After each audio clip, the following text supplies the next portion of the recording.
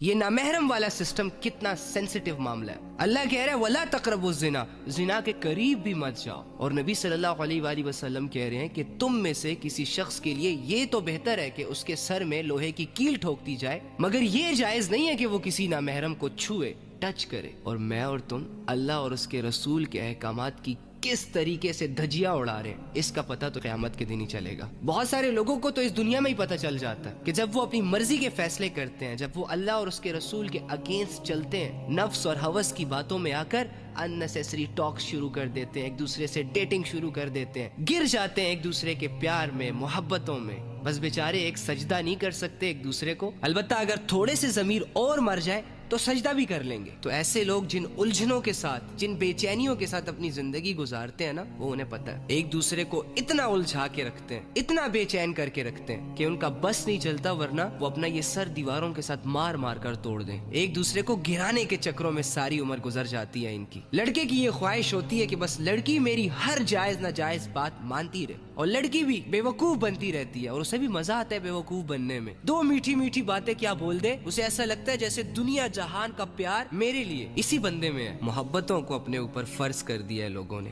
واللہ اگر ہمارے ضمیر زندہ ہوتے نا تو یہ باتیں، یہ حدیثیں وہ حدیثیں ہیں کہ ان کو سننے کے بعد ہماری روح کانپ جانی چاہیے تھی، ہمیں شرم آ جانی چاہیے تھی۔